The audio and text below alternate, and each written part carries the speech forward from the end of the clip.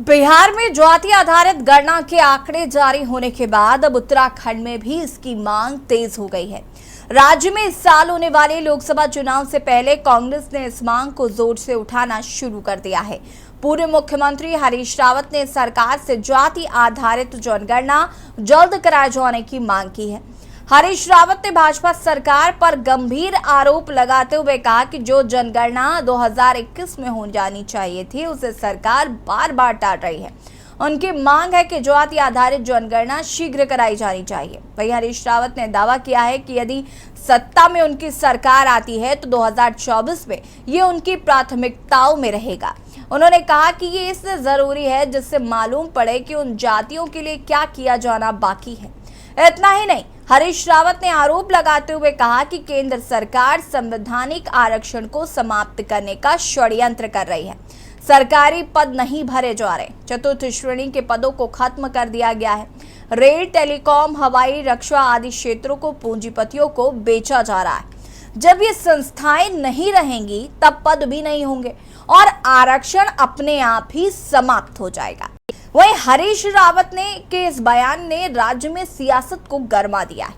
सत्ताधारी दल बीजेपी ने कांग्रेस पर देश को जाति के आधार पर बांटने का आरोप लगाया है। बीजेपी का आरोप है कि कांग्रेस चुनाव में इसका लाभ लेने के लिए जाति आधारित गणना की मांग कर रही है। सवाल यह है कि क्या कांग्रेस जाति आधारित गणना से बड़े ओबीसी वोट बैंक को साधने की कोशिश कर रही है? आज इसी मुद्दे पर चर्चा करेंगे। उससे पहले रिपोर्ट।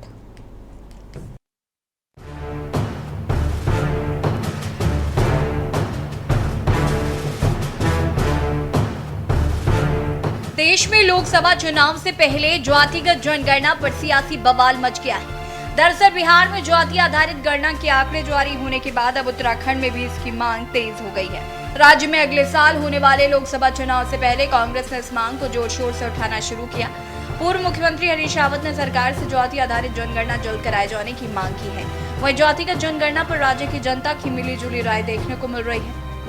हर एक वर्ग को अलग अलग रखा हुआ है, हर एक वर्ग को गिना है और ना उन लोगों का जिनकी गंदी मानसिकता है, जिनकी गंदी सोच है कि वो लोग दबे कुचले वर्ग को ऊपर नहीं उठने देते हैं, तो इस पर जाति जनगणना के हिसाब से शायद वो वर्ग ऊपर आ जाए। जाति जनगणना से एक तो ये फायदा होगा कि एक हमें ये पता चल जाएगा कि हमारे देश में कितने लोग अलग अलग कास्ट के हैं, ओबीसी कितने हैं, एससी एसटी कितने हैं, जनरल कितने हैं। और उससे ये होगा जब कैटेगरी डिवाइड बढ़ जाएंगी तो उससे हमें ये पता, एक तो ये पता चलेगा कितना कितना परसेंटेज है। और जो योजनाएं हमारी सरकार देती है, चाहे वो एससी एसटी के लिए देती है, चाहे ओबीसी के लिए, जनरल के लिए, तो उस योजनाओं का फायदा हम उनको दे सकते हैं और वो लोग भी अपने अधिकार की डिमांड कर सकते हैं। देखिए, मेरे हिसाब से तो नहीं होनी चाहिए वैसा, क्योंकि देखो हम सभ्य भारत में रहते हैं और सबसे पहले क्या हम भारतीय है, तो भारत में जाति का कोई मतलब नहीं है। यहाँ पे सभी धर्मों के लोग रहते हैं, तो मैं नहीं मानता कि जो है लोगों को धर्मों के आधार पर, जाति के आधार पर बांटा जाए।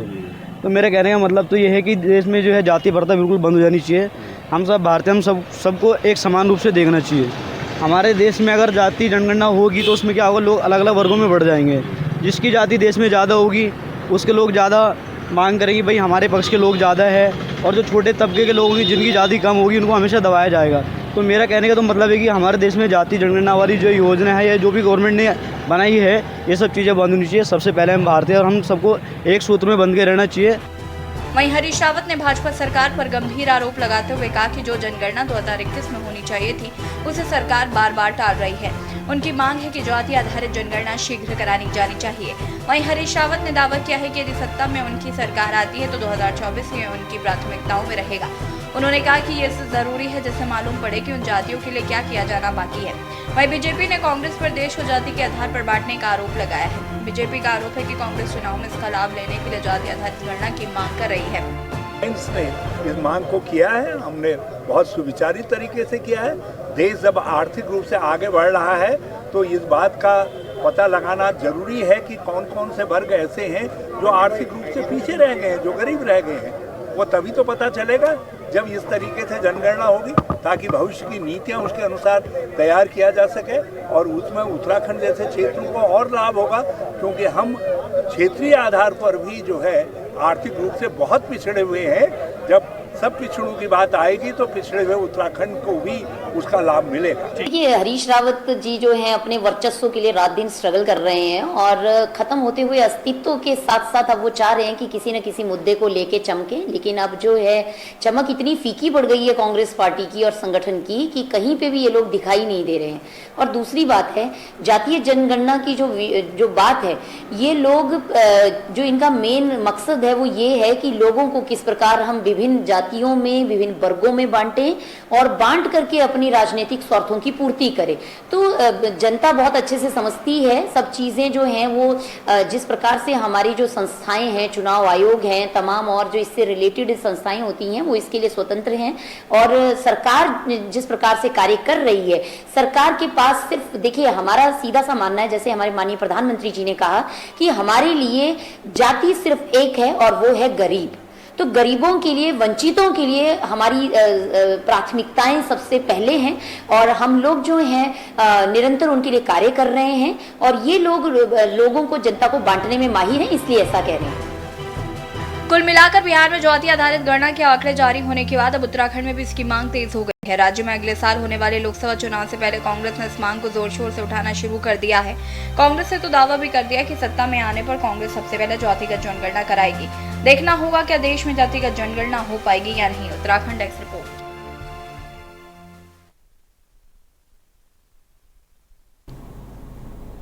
जी हाँ, तो जातिगत जनगणना की मांग जो है वो लगातार उठ रही है और सिर्फ उत्तराखंड राज्य में ही नहीं, अलग अलग राज्यों में विपक्षी दल जातिगत जनगणना कराने की मांग कर रहे हैं। बिहार के बाद उत्तर प्रदेश और उत्तर प्रदेश के बाद उत्तराखंड में इस जातिगत जनगणना कराने की मांग की जा रही है। अब विपक्षी दल जहां एक और जातिगत जनगणना की बात कर रहे हैं, ये भी कहा जा रहा है कि ये प्राथमिकता पर होगा अगर कांग्रेस की सरकार आती है तो। साथ ही साथ उनका ये भी कहना है कि यहाँ पर सत्ता पक्ष का ये भी कहना है कि जाति के आधार पर बांटने की कोशिश की जा रही है। 2024 के लोकसभा चुनाव में कहीं ना कहीं एक तरीके से जाति के आधार पर विपक्ष लोगों को बांटने की कोशिश कर रहा है। आज हम इसी पर चर्चा करेंगे। मेहमान हमारे साथ जुड़ चुके हैं, उनसे आपका परिचय करा देते हैं।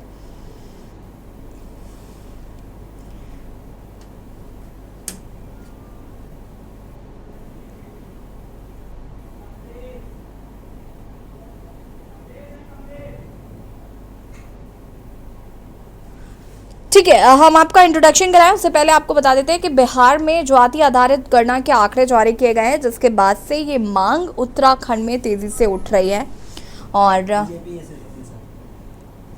उत्तराखंड में भी मांग तेज हो गई है और जातिगत जनगणना मांग कराने की बात लगातार विपक्ष कर रहा है। हरीश रावत की तरफ से ये बयान आया, जो कि बीजेपी माफ कीजिएगा कांग्रेस के कद्दावर नेताओं में से एक है उत्तराखंड में, और उनकी तरफ से ये मांग की गई है। बिहार में जाति आधारित गणना के आंकड़े चूंकि जारी किए गए, उसके बाद से ही जातिगत गणना की बात केंद्र में भी हुई, दिल्ली में भी हुई, उत्तराखंड में भी हुई, उत्तर प्रदेश में भी हुई। तो विपक्ष कहीं ना कहीं विपक्ष ने इस मुद्दे को एक बड़ा हथियार लोकसभा चुनाव में बनाने की कोशिश जो है वो जारी करती है।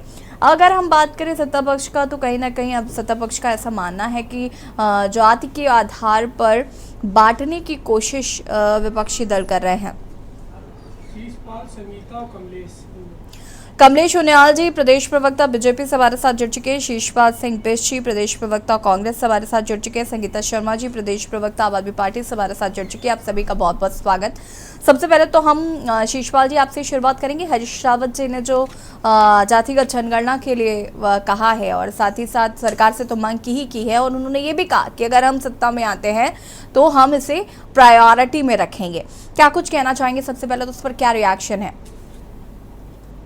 जी, जातिगत जनगणना के मामले में कांग्रेस पार्टी का स्टैंड पहले से ही क्लियर है। हम राष्ट्रीय स्तर पर भी कह चुके हैं कि हम जातिगत जनगणना के पक्षधर हैं, और अगर हम केंद्र की सत्ता में लौटते हैं तो निश्चित तौर पर जो है कि हम पूरे देश में जातिगत जनगणना लागू करेंगे, और उत्तराखंड में अगर हम भविष्य में सत्ता में आते हैं तो निश्चित तौर पर यहाँ भी हम जो है जातिगत जनगणना करवाएंगे। क्योंकि समाज में किसकी कितनी हिस्सेदारी है, किसकी कितनी भागीदारी है, उसके हिसाब से जो है उसको उसका लाभ मिल रहा है कि नहीं मिल रहा है सरकारी योजनाओं का, तो ये सब जरूरी है। जहाँ तक उत्तराखंड की बात है, आप उत्तराखंड में देखिए कि यहाँ पर जो है आदिवासी, जनजातीय, बोक्सा, थारू, जोनसारी, मतलब तमाम प्रकार के वर्ग अगर सभी की सही गणना सामने आती है और उसके हिसाब से जितनी उनकी जनसंख्या है उस हिसाब से उनको सरकारी योजनाओं का या सरकारी नौकरियों का या अन्य जो भी प्रोजेक्ट उसका लाभ मिल रहा है कि नहीं मिल रहा है। तो अगर जातिगत जनगणना होगी तो निश्चित तौर पर आप देखिए कि सरकार को नीति निर्धारण करने में भी जो है जो है आसानी होगी और इसका लाभ जो है उस तबके तक को उन लोगों तक पहुंचेगा जो इससे वंचित हैं। और हमारा तो दूर दराज का पर्वतीय क्षेत्र है, अभी कुछ क्षेत्र जैसे आप यहीं जाएंगे यहाँ पर ओबीसी का दर्जा है, लेकिन दूर दराज में बहुत से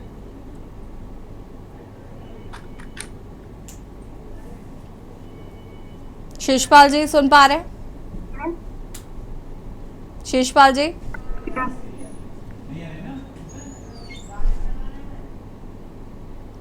शिषपाल जी अनम्यूट कीजिएगा, आपकी आवाज नहीं आ पा रही है।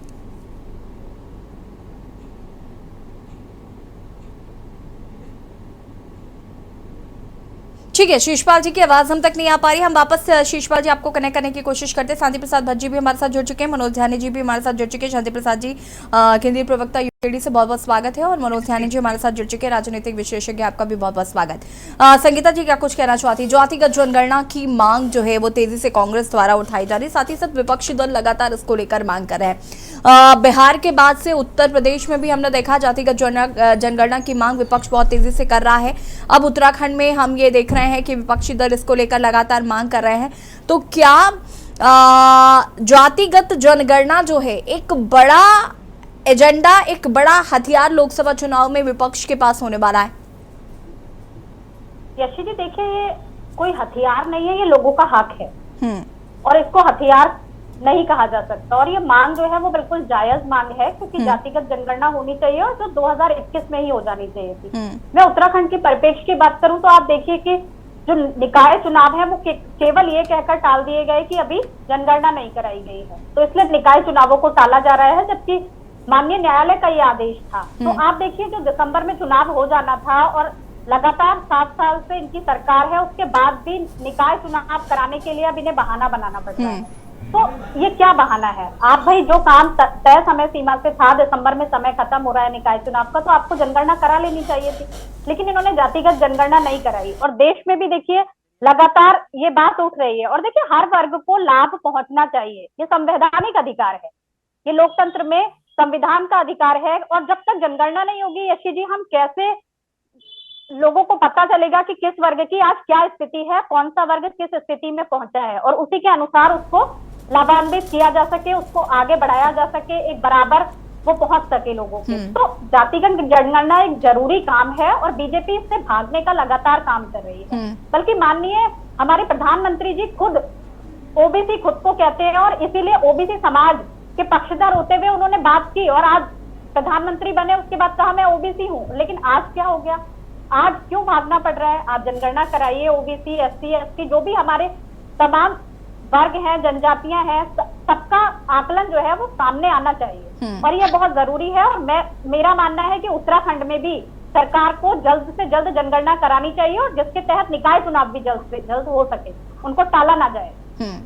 ठीक है, शांति प्रसाद भट्ट जी क्या कुछ कहना चाहते हैं इस पर? जातिगत जनगणना एक बड़ा मुद्दा इस वक्त बना हुआ है। देखिए यशी जी, ये भारतीय लोकतंत्र में अति आवश्यक है कि सरकारों को यह जानकारी होनी चाहिए कि कौन किस संख्या में भारत में रह रहा है। बिल्कुल, सवाल इस बात का है कि जातिगत जनगणना होनी चाहिए, सब इस पर सहमत भी होंगे, मगर हमारा यह कहना है कि उत्तराखंड जैसे छोटे राज्य में ये बड़ा इशू नहीं है। उत्तराखंड के जो इशू हैं उस पर यदि हरीश रावत जी अपना दर्द बताते हैं तो हमें लगता कि हरीश रावत जी की जो है उत्तराखंड के प्रति प्यार है। ये बात कहकर हरीश रावत जी ने भारतीय जनता पार्टी को एक प्रकार से एक एज दिया है। उत्तराखंड के मुद्दों से ध्यान भटकाने के लिए, लोकसभा हरिद्वार की जनता को साधने के लिए हरीश रावत जी ने बिहार की तरह जातिगत जनगणना की बात कही है। उत्तराखंड क्रांति दल के नेता होने के नाते हमारा ये कहना है कि उत्तराखंड के जो ज्वलंत मुद्दे हैं, भू कानून, राजधानी, बेरोजगारी, संपत्ति का लुटना, परिसंपत्तियों का बंटवारा सही ना होना, इस विषय पर जो सवाल आम जनमानस के मन मस्तिष्क में है उससे ध्यान भटकाने के लिए भारतीय जनता पार्टी को फायदा पहुंचाने के लिए हरीश रावत जी ने एक ऐसा इशू उठा दिया है कि अब इसमें पक्ष और विपक्ष के लोग अपने अपने तर्क रखेंगे। जनता का ध्यान भटकेगा कि एकता विहार में बैठे बेरोजगार जो पिछले अपने 5 सालों से अपने भविष्य के लिए संघर्ष कर रहे हैं उनको नौकरियां नहीं मिल रही है। जैसे उत्तराखंड के अंदर गरीब किसानों की संपत्तियों को जिस तरीके से बेचा जा रहा है इन्वेस्टर सीमेंट के नाम पर, इससे ध्यान जनता का भटकेगा।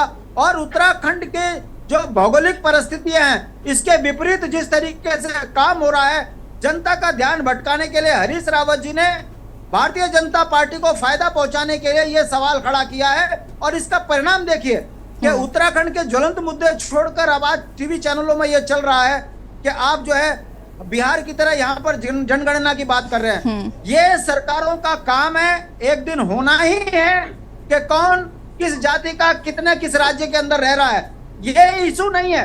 मगर हमारा दुर्भाग्य देखिए कि इन 23 वर्षों में उत्तराखंड में जो यहाँ के मूल निवासी हैं, चाहे वो विधायक हो, सांसद हो, उत्तराखंड के मुद्दों से ध्यान भटकाकर ऐसे ऐसे जुमलेबाजी बात करते हैं जिससे उत्तराखंड का नौजवान ठगा महसूस करता है, यहाँ का मूल निवासी ठगा महसूस करता है। हम ये कह रहे हैं कि जब हरीश रावत जी की अपनी सरकार थी ये मुद्दा तब भी था, तब कहाँ थे हरीश रावत जी, तब उन्हें जनगणना की चिंता क्यों नहीं हुई। और ये ओबीसी वोट को साधने के लिए हरिद्वार में, मुस्लिम समुदाय को साधने के लिए हरिद्वार में, उनको प्रभावित करने के लिए कि मैं तुम्हारा अपना चहेता हूं इसलिए मेरे साथ खड़े हो जाओ, ये राजनीतिक नौटंकी अब ज्यादा नहीं चलती। हमारी सलाह है हरीश रावत जी को कि उत्तराखंड के स्थानीय मुद्दों पर बात करें तो ज्यादा अच्छा है।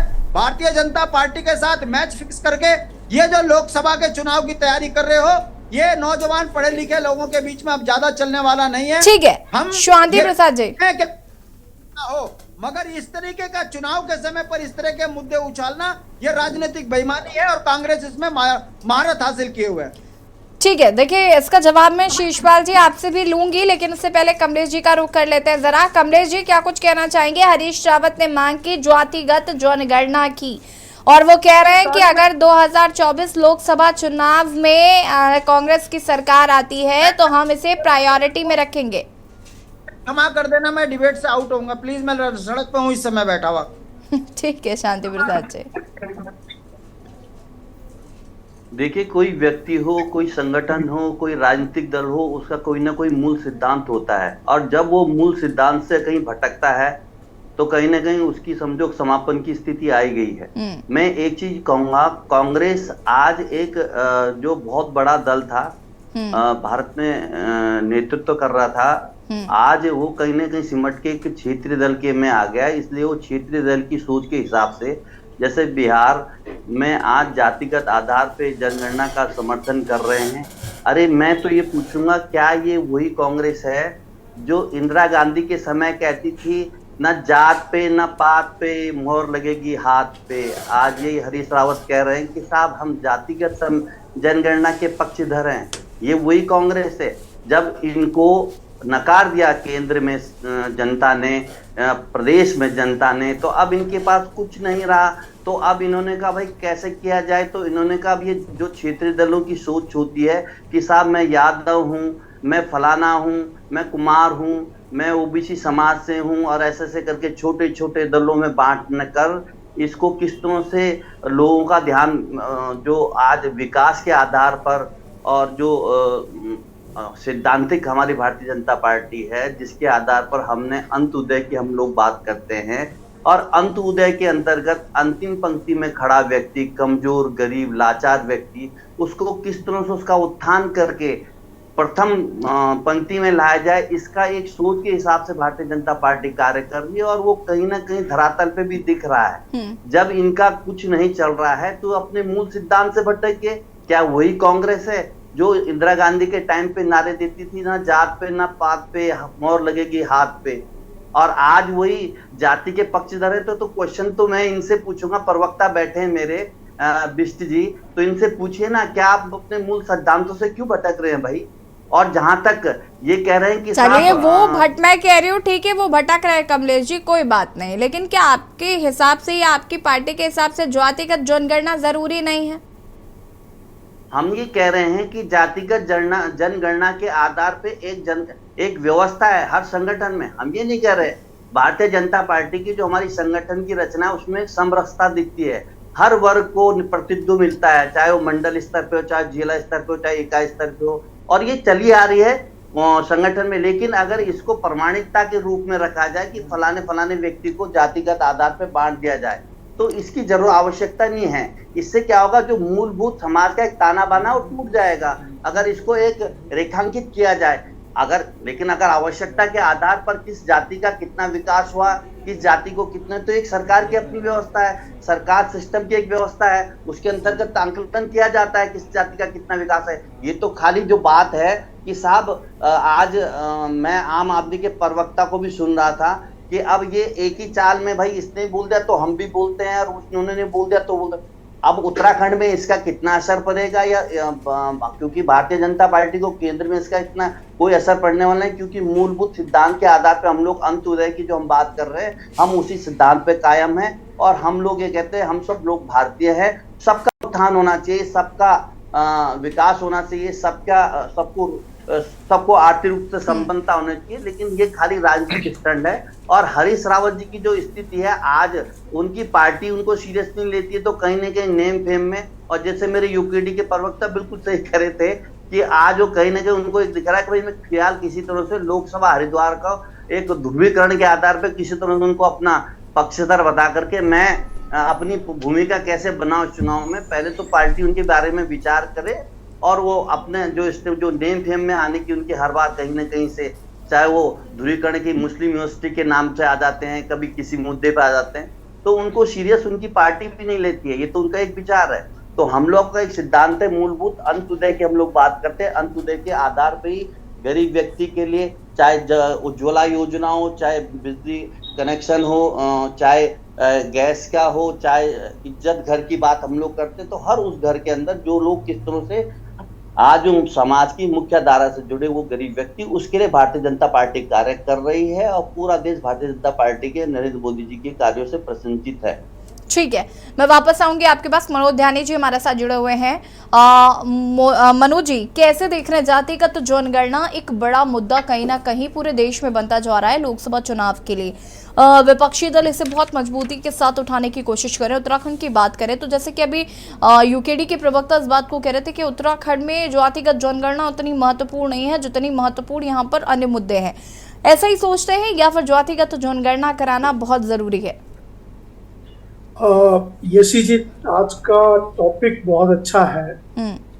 मैं एक बात कहना चाहता हूँ, जो देश के भीतर सिर्फ वर्गों की ही बात नहीं, बल्कि हमारे कितने पहाड़ हैं, कितने जंगल हैं, कितने उसके अंदर बाघ हैं, कितने उसके अंदर जीव जंतु हैं, उनका भी आंकड़ा लिया जाता है। और इसमें कोई दिक्कत नहीं है कि किसी भी अगर जाति विशेष की बात की जाए तो उसके आंकड़े अगर लिए जाए तो उसमें कहीं कोई दिक्कत नहीं है, क्योंकि अगर ये योजनागत तरीके से कोई नीति बनाने के लिए किया जा रहा है तो ठीक है, इसका स्वागत किया जाना चाहिए और ये देश के लिए बेहतर भी सिद्ध हो सकता है। लेकिन क्या यही सिर्फ इतनी सी बात है या इसके पीछे कुछ और बड़े राज हैं, उसे हमें समझना चाहिए। दरअसल हमारे देश की राजनीति मेजोरिटेरियनिज्म और माइनॉरिटी, इन दोनों के बीच में विभक्त हुई कि 85% रूल करेगा या 15% रूल करेगी। और इसकी काट अगर किसी को दिख नहीं रहा था तो वो जो राजनीतिक दल हैं उन्होंने उस राजनीति को पकड़ा जो जातीय आधारित राजनीति है। हमारे देश का ये दुर्भाग्य है कि हमने इतिहास से कुछ सीखा नहीं है, हम विभक्त होते चले जा रहे हैं।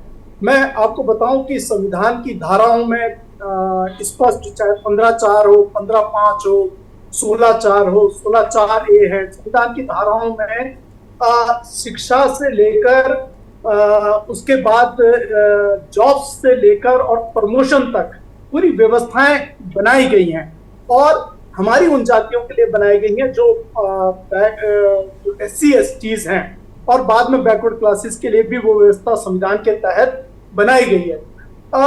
अब इस तरीके का आप देखिए कि 300 संविधान की धारा जो 334 है उसमें SC/STs के लिए 10 साल के लिए रिजर्वेशन की व्यवस्था बनाई गई थी, लेकिन 8वां संशोधन, 23वां संशोधन, 45वां संशोधन, 62वां संशोधन, 79वां संशोधन, 95वां संशोधन, जो ये संशोधन आए उसके तहत इसको लगातार इस तरीके से बढ़ता जा रहा है कि ये अब द्रौपदी के चीर की तरीके से है। अब चूंकि मैंने द्रौपदी जी का नाम लिया तो महाभारत के एक व्यवस्था है, उसमें एक कोट है भगवान कृष्ण का कि चातुर्य वर्णम, इसका जो नया सृष्टि मैंने उसकी रचना की है, और गुण कर्म विभाग के आधार पर, गुणों के और कर्म के आधार पर मैंने उसकी रचना की है।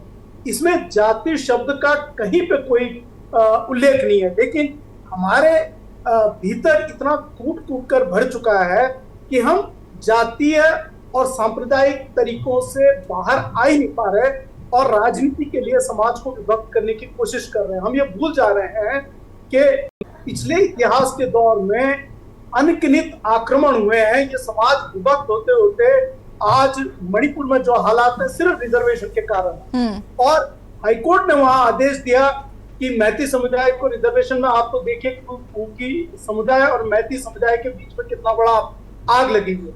अगर रिजर्वेशन वास्तव में सॉल्यूशन है, समाधान है, तो मैं यहाँ पर जो बैठे पैनलिस्ट हैं विभिन्न राजनीतिक दलों के अलग अलग जिनका रूल है, कोई पंजाब में, दिल्ली में, कोई गुजरात में और कोई बेंगलोर में, कर्नाटका में रूल कर रहा है, तो मैं इनसे एक सवाल पूछना चाहता हूँ कि महाराष्ट्र में मराठा क्यों रिजर्वेशन मांग रहे हैं, हरियाणा में जाट क्यों मांग रहे हैं, गुर्जर राजस्थान में क्यों रिजर्वेशन मांग रहे हैं, ऐसा क्यों है कि उत्तराखंड में शेड्यूल्ड ट्राइब करें। मेहमान लगातार हमारे साथ बने हुए हैं और मैं यहाँ पर शिषपाल जी का रुख करना चाहूंगी। शिषपाल जी क्या कुछ कहना चाहते हैं? देखिए यहाँ पर यूकेडी के प्रवक्ता जो हैं उन्होंने इस बात को कहा कि आप साठगांठ करके इस तरीके का मुद्दा लेकर आए हैं ताकि जो अन्य मुद्दे हैं उनसे ध्यान भटकाया जा सके और बीजेपी को फायदा पहुंचाने के लिए इसे मुद्दा बना दिया गया है। इस तरीके की बातें यूकेडी के प्रवक्ता कर रहे थे, इस पर क्या कुछ कहना चाहेंगे?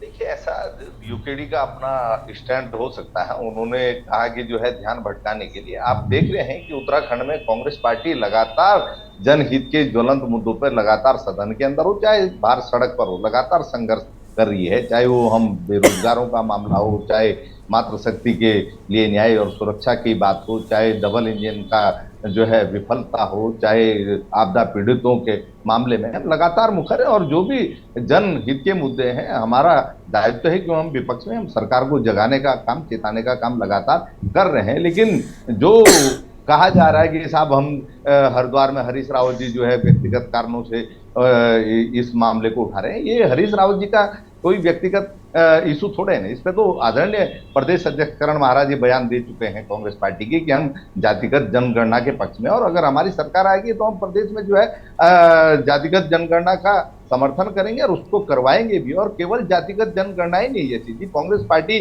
केंद्र में भी और प्रदेश में साफ कर चुकी है। जैसे 2011 में हमने पूरे देश के अंदर जो है इकोनॉमिक सेंसस का सर्वे करवाया था, और भविष्य में भी हम जातिगत जनगणना पर ही नहीं रुकेंगे, उससे आगे बढ़ेंगे और आर्थिक सर्वेक्षण भी कराएंगे कि आखिर आज भी जो है आजादी के इतने वर्षों के बाद जिसकी जितनी भागीदारी है समाज में उसको उतनी जो है लाभ क्यों नहीं मिल रहा है, और उसके बाद आर्थिक रूप से जो पिछड़े हुए हैं उनको भी निश्चित तौर पर जो है योजना में, पूरी रणनीति में शामिल किया जाएगा। और सरकारी जो पूरा आप समझते हैं कि रणनीति बनाने में, योजना बनाने में निश्चित तौर पर ये आंकड़े कारगर होंगे, तो इसमें किसी को भी कोई दिक्कत नहीं होनी चाहिए। कोई आप ओबीसी का या SC/ST का मामला नहीं है, ये तो सभी का है भाई। जिस प्रदेश में जहां पर जो भी जिस संख्या में होगा वो तस्वीर सामने आएगी और उसके हिसाब से अगर योजनाएं बनती है तो इसमें किसी को क्या गुरेज है भाई जिसकी जितनी हिस्सेदारी है उसको उसका उतना लाभ तो मिलना ही चाहिए ना। पता लग रहा है कि जो है योजना बन रही है सबके लिए, सबका साथ और सबका विकास की बात हो रही है और केवल विकास हो रहा है। अडानी जी का जो है आप देख रहे हैं रोज नए खुलासे हो रहे हैं, तो ये नहीं होना चाहिए ना। देश के अंदर खुदरा व्यापार चौपट हो जाए, जो है रेडी ठेरी वाले जो है ठप हो जाए, और जो है कि कुछ लोग जो है पूरे धन का लाभ लेते रहे। कमलेश जी जवाब दीजिएगा। नौकरियों में भी हो रहा है, सरकारी जो है योजनाओं में भी हो रहा है। तो ये चीजें खत्म होनी चाहिए, और इसीलिए जो है जातिगत जनगणना की बात हो रही है। और केवल आप उत्तराखंड जैसे राज्य में अगर ले लें तो निश्चित तौर पर इससे दूर दराज को लाभ होगा। हमारे जो है जो भी इसमें आप देखें बोक्सा हैं, थारू हैं, या अन्य भी जो जनजाति हैं, जौनसारी हैं, जौनपुरी हैं, या आप दूर दराज में आप जाइए, सबकी तस्वीर सामने आएगी। और जहां लगेगा कि अभी इस वर्ग को जो है या अभी इसके साथ भेदभाव हुआ है, जो इसको लाभ मिलना चाहिए था, जो हिस्सेदारी मिलनी चाहिए थी, नहीं मिली, उसके हिसाब से योजनाएं बनेगी। तो इसमें दिक्कत क्या है? किसी के पेट में मरोड़ क्यों उठ रही है, आप ये बताइए ना। तो ये पूरे देश में कांग्रेस पार्टी हाँ, शिषपाल जी मैं वापस आऊंगी, कमलेश जी से जवाब लेते हैं। कमलेश जी, शिषपाल जी ने देखिए बहुत सारी बातें कही, उस पर क्या कुछ कहना चाहेंगे? नहीं, मरोड़ किसी के पेट में नहीं उठ रही है। हम तो ये बोल रहे हैं पार्टी का कोई सिद्धांत हो, ये मैं वही बिस्ती जी उसी पार्टी से बिलोंग करते हैं ना, जो कभी एक नारा देती ना जात पे ना पात पे, जवाब देता हूं, है ना। और नहीं जवाब नहीं, पहले पूरी बात सुन लीजिए, मैंने आपने बहुत देर दे दिया, मेरी बात सुन लीजिए फिर इकट्ठे जवाब देना। तो पहली बात तो इनमें इनका चिंतन का विषय है कि क्या है। दूसरी बात यह है कि आज क्या कांग्रेस एक क्षेत्रीय दल में सिमट के रहेगी कि जैसे क्षेत्रीय दल जातीय आधार पे चुनाव में, अब 2024 के चुनाव मद्देनजर आज एक एग्जाम्पल है बिहार का, और उसको कहीं ना कहीं लेके चल रहे हैं कि साहब ये जनगणना इस आधार पे होनी चाहिए। हम ये बोल रहे हैं, हम तो ये मानते हैं कि जाति आधार के आधार पर हम जो पहले आरक्षण की जो व्यवस्था है वो ठीक है। वो कहीं ना कहीं एक जाति को जो बहुत पीछे जातियां थी उनको अग्रिम करने के लिए उनको एक आरक्षण की एक व्यवस्था दी, तो संविधान के अंतर्गत है वो। लेकिन उसके अलावा भी हमारी सरकार ने या जो हमारे मूलभूत सिद्धांत हैं उस आधार पे हम तो बोलते अंत्योदय की बात हमारी सरकार कर रही है, और ऐसी कई योजनाएं हैं जो गरीबों के लिए। गरीब एक अलग जाति है। अगर गरीब के आंकलन में पूरे परिप्रेक्ष्य में देखा जाए तो भारतीय जनता पार्टी निरंतर कार्य कर रही है। जहां तक ये कह रहे थे अभी कि भाई चाहे डबल इंजन की सरकार हो, चाहे योगी मोदी जी की हम लोग ट्रिपल इंजन की बात करते हैं, धामी जी की बात करते हैं, तो कहीं ना कहीं उन लोगों क्योंकि एक मौलिक सिद्धांत के आधार पर जो गरीब लोगों की किस तरह से उनकी समस्या का समाधान हो, किस तरह से उनको रियायती दामों पर, अभी 200 रुपए जो सब्सिडी की हम लोगों ने बात करी है, जो गरीबी रेखा के लोग हैं। चलिए तो शिषपाल जी फटाफट जवाब दीजिए, उसके बाद मैं संगीता जी के पास जाऊंगी। फटाफट शिषपाल जी। देखिए यशी जी, भाजपा के प्रवक्ता कह रहे हैं कि साहब कांग्रेस का नारा था जात पर न पात पर, तो ये तो हम आज भी उसी सिद्धांत पे देश के अंदर से जो है अस्पृश्यता किसने समाप्त किया? नहीं, 24 के चुनाव आने के इसके बाद इसके देखिए मेरा ये सवाल है सीधा सीधा शिषपाल जी आपसे कि क्या उत्तराखंड में अन्य मुद्दे नहीं थे जिन पर बातचीत होनी चाहिए थी, या वाकई ये वोट बैंक वाली राजनीति हरीश रावत जी करने की कोशिश कर रहे थे लाइमलाइट में बने रहने के लिए? गलत है। मैं कह रहा हूं ना, आजादी के बाद का आप इतिहास उठा लीजिए। देश के अंदर संविधान में किसने जो है SC ST OBC आदिवासी जनजाति के लिए जो है आपने जो विशेषाधिकार जो है उसके कानून लाए? किसने जो है इन तबकों को आगे बढ़ाने का काम किया? देश से छुआछूत कौन लाया? कांग्रेस लाई है आपके साथ। संविधान कांग्रेस ने बनाया है। नहीं, आपका ये कहना है कि कांग्रेस ने संविधान बनाया, आरक्षण की व्यवस्था की है संविधान के अंदर कांग्रेस, आप ये कह रहे हैं? तो भाजपा ने संविधान बनाया, किसने? नहीं, हम ये नहीं कह रहे हैं। संविधान की एक व्यवस्था है, देश आजाद होने के बाद जिन्होंने संविधान बनाया जग जाहिर है, आप उसका श्रेय ना लें अपने आप पे। अरे भाई हमने आपके बौखलाने से सच्चाई नहीं बदल जाएगी देश के अंदर। अरे भाई साहब, मैं तो ये पूछ रहा हूँ, आप इस बात का आप मूलभूत सिद्धांत खो गई है कांग्रेस सरकार है। क्या मूलभूत सिद्धांत पे जहाँ पे ना पात पे मोहर लगेगी हाथ पे, तो आज जाति की बात करने वाले आप कैसे होते? आप तो अपने सिद्धांत से भटक गए। संविधान में प्रावधान करके है ना, आज आपके हरीश रावत में आने। चलिए रुकिए जरा कमलेश जी और शिषपाल जी। कमलेश जी रुकिए जरा, शिषपाल जी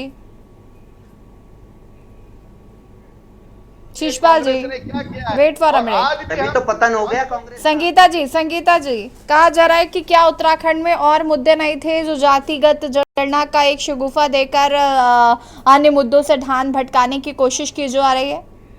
भारतीय जनता पार्टी की फिक्र यशी जी कीजिए। देखिए, यशी जी, उत्तराखंड में आपने कहा कि मुद्दे हैं, बिल्कुल, चाहे वो अंकिता भंडारी हत्याकांड हो, बेरोजगारी हो, राजधानी का मुद्दा हो, लैंड का मुद्दा हो, सारे मुद्दे हैं और सब मुद्दों पर आवाज उठती रही है। लेकिन आप ये देखिए ना कि चुनाव कराने के लिए भी जब न्यायालय के समक्ष भारतीय जनता पार्टी, यही भारतीय जनता पार्टी जिनके प्रवक्ता अभी बात कर रहे हैं, तो ये क्यों कहते हैं न्यायालय के आगे कि अभी जनगणना नहीं हुई, इसीलिए हम अभी चुनाव नहीं करवा सकते।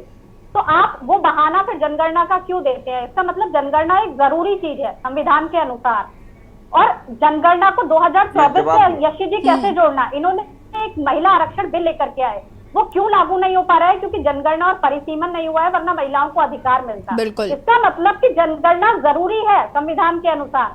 तो ये कह देना कि ये चुनावी एजेंडा है, ये किस तरह एजेंडा है? बहुत सारी जगहों पे अधिकार तब मिल पाएंगे जब जनगणना होगी, परिसीमन होगा, जिससे भारतीय जनता पार्टी कराने में नाकाम रही है। और ये केवल शिगुफे की राजनीति करते हुए आए हैं, बांटने की राजनीति। इससे बांटने का क्या मतलब है? ये चीज, एक आंकड़ा अगर देश के सामने आता है, एक आंकड़ा अगर राज्य के सामने आता है, तो इसमें बांटने की बात कहां से आती है?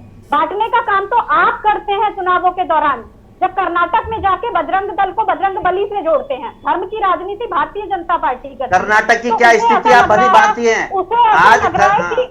कर्नाटक में आज क्या स्थिति है आप भली भांति देख रहे हैं रोज मीडिया के अंदर। मैडम आप सुनिए मेरी बात, आप अगर ठीक है आपको निगम के चुनाव की इतनी चिंता है, आपको निगम कमलेश के जी, चुनाव की इतनी चिंता तो मैं बताता हूं ना।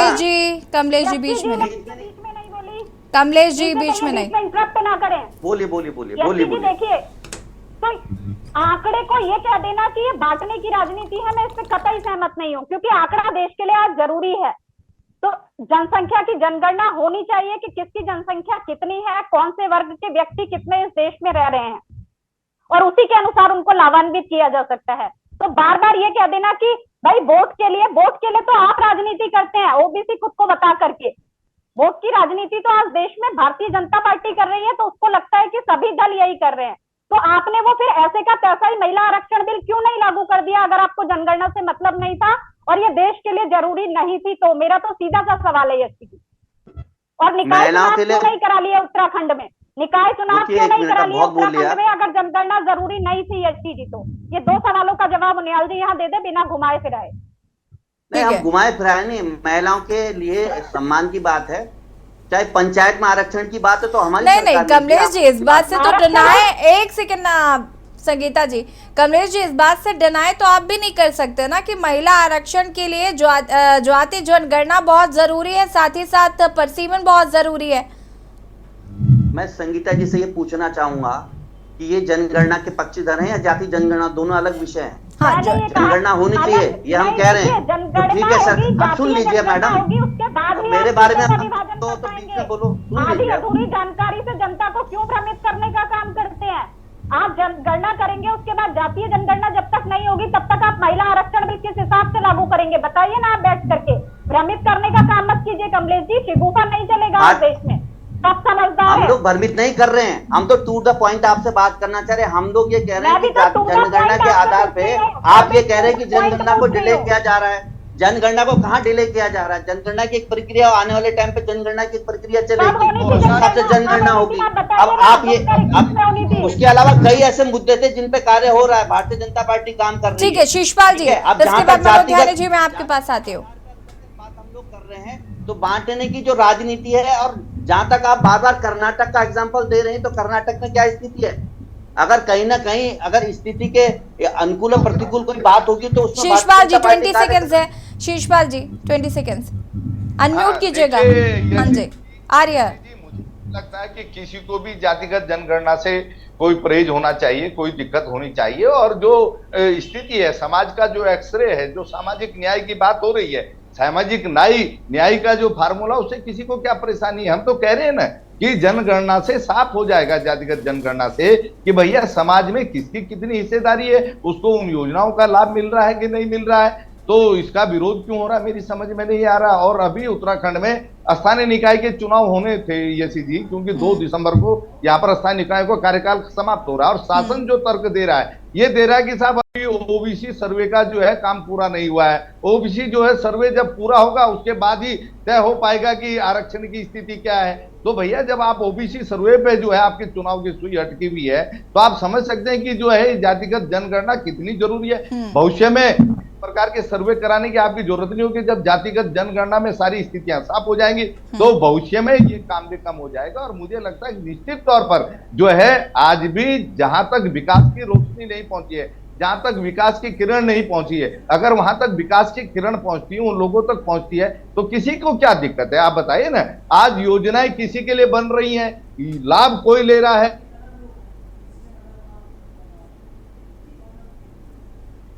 ठीक है शिषपाल जी, तो तमाम इन चीजों से जो है भविष्य में निजात मिलेगी। और मुझे लगता है तौर पर प्रदेश भी आगे बढ़ेगा, देश भी आगे बढ़ेगा और सभी को जो है मुझे लगता है कि इस मामले में सहयोग करना चाहिए। ठीक है ध्यानी जी, देखिए बार बार शिषपाल जी हो या विपक्ष की, अगर मैं सब पूछे विपक्ष की बात करूं तो उनका ये साफ तौर पर कहना है कि जनगणना जो आती है, जनगणना दोनों ही बहुत जरूरी है। ठीक बात है, लेकिन जिस तरीके से ये भी कहा जा रहा है कि अन्य मुद्दे हैं, विपक्ष ध्यान भटकाने की कोशिश कर रहा है, तो क्या ये एक बड़ा मुद्दा हो सकता है 2024 के लोकसभा चुनाव के लिए? नहीं देखिए मैं 1991 में भारत के भीतर बहुत बड़ा आंदोलन चला था। मंडल जिस समय हुआ था, मंडल कमीशन की सिफारिशें लागू हुई थी और मंडल कमीशन के खिलाफ मुझे याद है कि जवाहरलाल नेहरू, दिल्ली यूनिवर्सिटी के राजीव गोस्वामी जैसे, चौहान जैसे युवाओं ने अपने को अग्निदाह कर दिया था रिजर्वेशन लागू होने थे।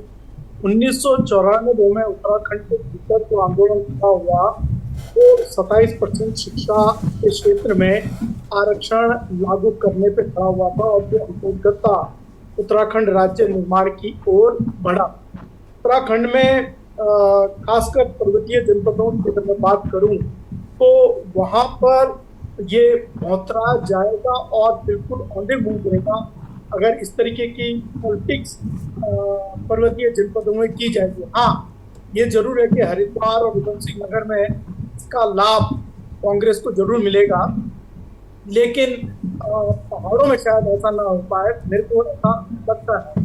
तो एक बात जो कहना चाहता हूँ, अभी कांग्रेस के प्रवक्ता को बड़ा ध्यान से सुन रहा था, उन्होंने लगातार 2-3 बारी ये बात बोली जितनी आबादी है उतनी हिस्सेदारी होनी चाहिए।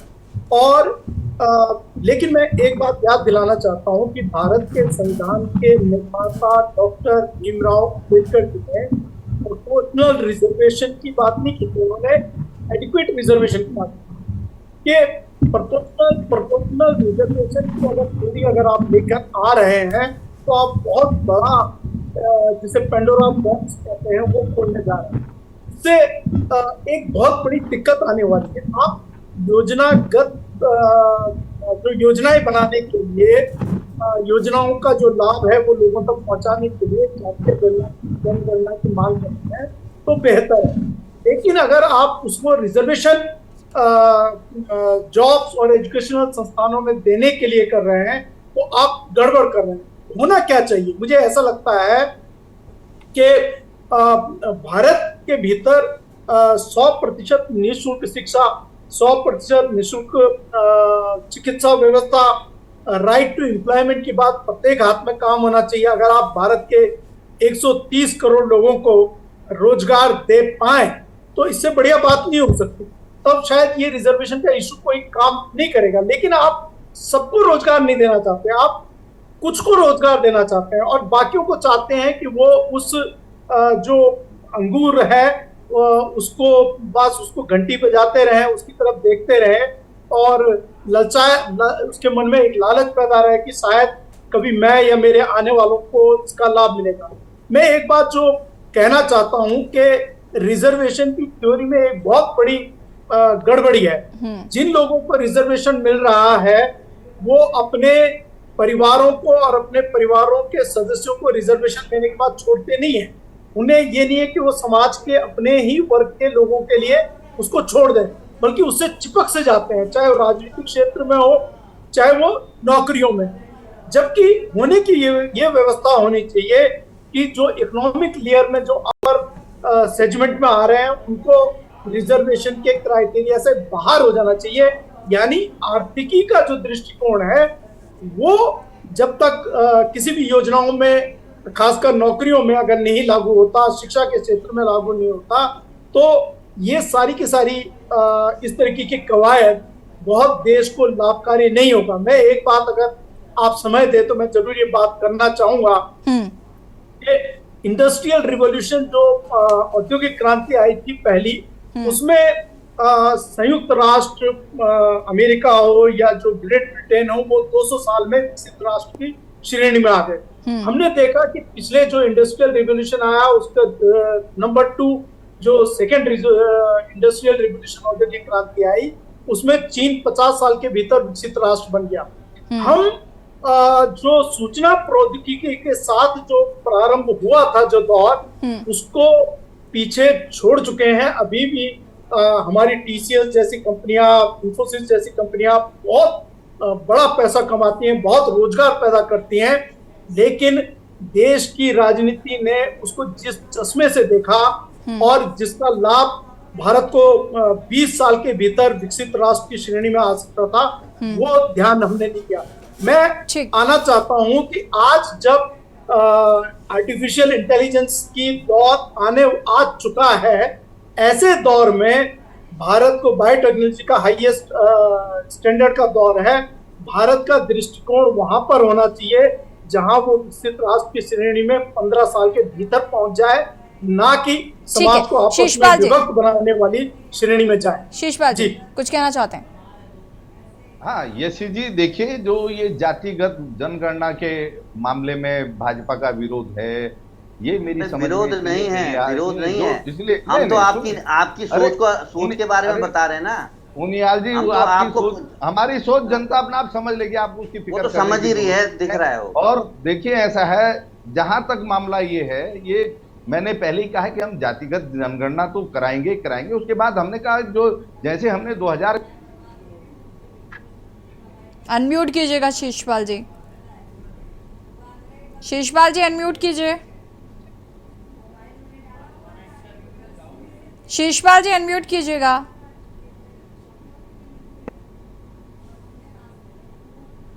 शीशपाल जी सुन पा रहे हैं आप मुझे?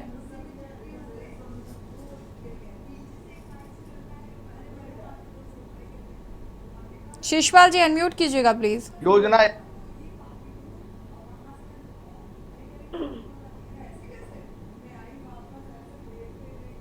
हाँ ये सीधी देखिए, जब जातिगत जनगणना हो जाएगी उसके बाद कांग्रेस पार्टी साफ कर चुकी है कि हम इकोनॉमिक सेंसस के भी जो है सर्वे कराएंगे, और जब इकोनॉमिक सेंसस के सर्वे होंगे तो फिर मनोज झानी जी ने जो यहाँ पर बात उठाई कि किसी परिवार को अगर आरक्षण का लाभ मिल रहा है 1 पीढ़ी 2 पीढ़ी से, वो उसको नहीं छोड़ना चाहता, तो इकोनॉमिक सेंसस के जब आंकड़े आ जाएंगे, सर्वे हो जाएंगे, उसके बाद ये स्थिति भी साफ हो जाएगी। चलिए ये तो देखना होगा ना कि सरकार की क्या मंशा है, सरकार इस पर कैसे क्या रिएक्ट करती है, और क्या, चूंकि नगर निकाय चुनाव में भी जैसे कहा कि जातिगत जनगणना होनी है। कमलेश जी फटाफट अपनी बात को पूरा करेंगे, उसके बाद संगीता जी आपके पास आते हो।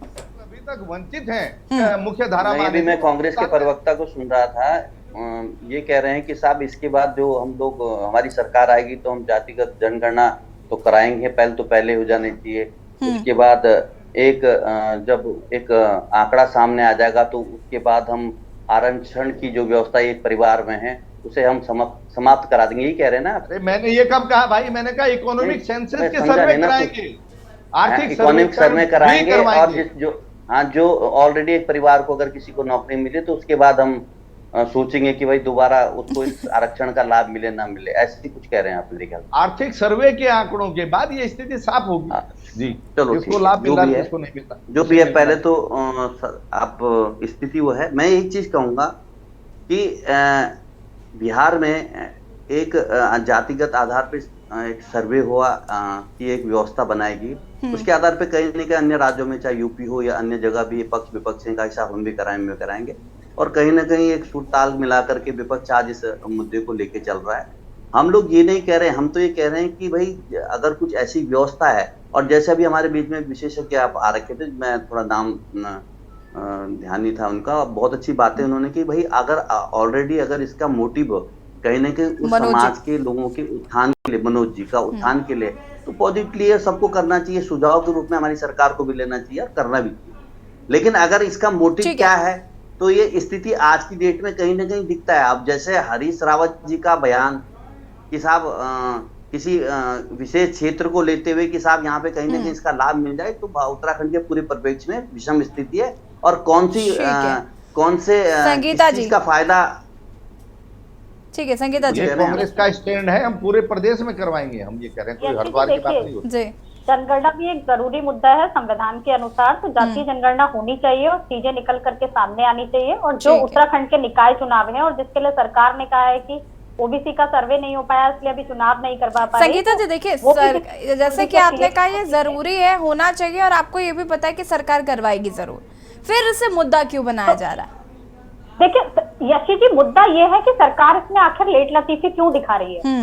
जो चीज समय पर होनी चाहिए, इसके पीछे सरकार की क्या मंशा और नियत है कि वो उसे समय पर नहीं कराना चाहती और उसके लिए टाल बटोल कर रही है। जो चीज करानी है और जरूरी है, और देखिए अगर ये इसका विरोध करते हैं तो वो जनता के सामने होगा कि जो चीज जरूरी है आप उसका विरोध क्यों कर रहे हैं कि जाति नहीं, आपको निगम में भी उसका लाभ नहीं मिल पाएगा। आपको तो पहले भी होनी चाहिए। 70 में से 80 खाने की बात नहीं हो रही है कमलेश जी, 86 सीटों, अब आपकी नजर निगम में है तो निगम में भी आपको लाभ नहीं मिल पाएगा। हर समय चुनावी मुद्दा मत बनाया कीजिए। आपके आंकड़े में तो हर समय चुनाव रहता है।